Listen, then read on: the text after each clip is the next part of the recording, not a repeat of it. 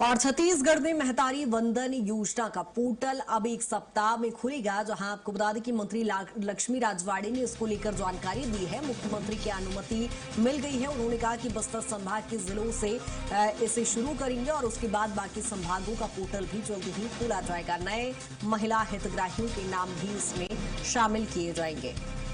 यहाँ आपको बता दें कि पोर्टल खुलने को लेकर जहाँ लक्ष्मी राजवाड़े ने इसको लेकर जानकारी भी दी है और मुख्यमंत्री से इसको लेकर अनुमति मिली है। उन्होंने कहा कि पहले इसे बस्तर संभाग में खोला जाएगा, जिसके बाद अन्य संभागों में भी जल्द ही ये पोर्टल शुरू किया जाएगा। किस्त 1 तारीख को फिर से जारी होगी और इसको फिर से मतलब बहुत जल्द ही सीएम साहब का भी अनुमति मिल गया है। बहुत जल्द पोर्टल खोलेंगे और इसको सरगुजा बस्तर संभाग से स्टार्ट करेंगे।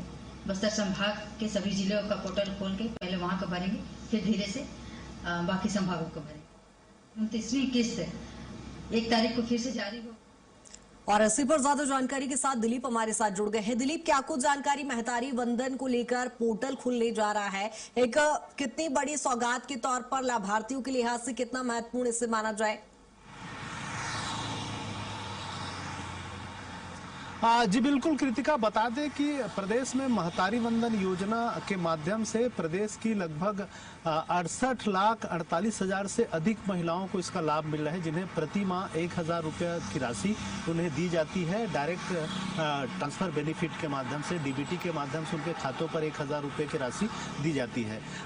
भाजपा की जब चुनाव के समय भाजपा ने एक वादा किया था कि महतारी वंदन योजना के तहत सभी महिलाओं को लाभ दिया जाएगा, और जैसे ही सत्ता बनी, सरकार आई, विष्णुदेव साय की सरकार आई, तो इसको लागू कर दिया गया है। और प्रदेश में शुरुआत में करीब 70 लाख महिलाओं को इसका लाभ मिल रहा था। फिर जो अपात्र महिलाएं थे उनका नाम काटा गया, और उसके बाद फिर लगातार करीब 2.5 साल हो गए हैं। तो ये भी मांगे आ रही, क्योंकि इसमें जो क्राइटेरिया तय किया गया था कि न्यूनतम 21 वर्ष की आयु सीमा, और जिसमें विवाहित, विधवा या परित्यक्त महिलाएं इसमें शामिल होंगे, ये क्राइटेरिया तय किया गया था। कम से कम आयु इसकी 21 वर्ष रखा गया था, क्योंकि 2.5 साल हो गए। इस बीच में बहुत सारे और पात्र हितग्राही की श्रेणी में आ चुके हैं, लेकिन क्योंकि पोर्टल अभी तक खोला नहीं गया था, इसलिए बहुत सारे लोग उससे वंचित है। तो कहीं ना कहीं ये एक बड़ी खबर है ऐसे लोगों के लिए जो लगातार इंतजार कर रहे थे 2 साल 1.5 साल से, कि फिर से महतारी वंदन योजना का जब पोर्टल खुलेगा, तो जब इन 2 सालों में जिनकी विवाह हुई है, जो योग्य हुए हैं इसके, ऐसे महिलाओं को इनका लाभ मिलेगा। तो इसकी शुरुआत अब होने जा रही है लगभग 1 सप्ताह बाद, यानी 1 जुलाई से शायद इसकी शुरुआत हो जाएगी पोर्टल की। और पहले इसको जिस तरह से जानकारी है, बस्तर संभाग से पहले शुरू की जाएगी। पहले ही मुख्यमंत्री ने इसको लेकर संकेत दिए थे कि नीला नार योजना के तहत जो गांव आते हैं उनके लिए पहले शुरुआत की जाएगी, और बस्तर के लिए अलग से 15,000 हितग्राहियों का चयन किया गया था। बाद में इसकी संख्या बढ़ाई जा रही है। पहले बस्तर संभाग, फिर सरगुजा संभाग, फिर पूरे प्रदेश में इस योजना की लागू की जाएगी फिर से। और नए जो योग्य हितग्राही है, पोर्टल जैसे ही खुलेगा महतारी वंदन का, उसमें आवेदन कर सकेंगे। और जो इसमें योग्यता मांगी गई है, जो जानकारी उपलब्ध कराई गई है, वो जानकारी उनको उपलब्ध कराना है, अपना बैंक खाते के साथ आधार कार्ड सहित तमाम जानकारी। उसके बाद उनके खाते में भी अब अगले महीने से फिर जब ये रजिस्टर्ड हो जाएंगे, उसके अगले महीने से फिर उनके खाते में भी 1,000 रुपये प्रति महीना आना शुरू हो जाएगा। इस तरह से जो योग्य हितग्राही है, जो लंबे अरसे से इंतजार कर रहे थे, उनके लिए यह बड़ी अच्छी खबर है कि निश्चित तौर पे आने वाले बिल्कुल दिलीप, कहीं ना कहीं महिलाओं के लिए एक बड़ी सौगात के तौर पर तो इसे देखा जाए, लेकिन महिलाओं को जागरूक करने के लिए, पोर्टल की जानकारी देने के लिए भी क्या शिविर लगाए जाएंगे? उन्हें जागरूक कैसे किया जाएगा पोर्टल को लेकर?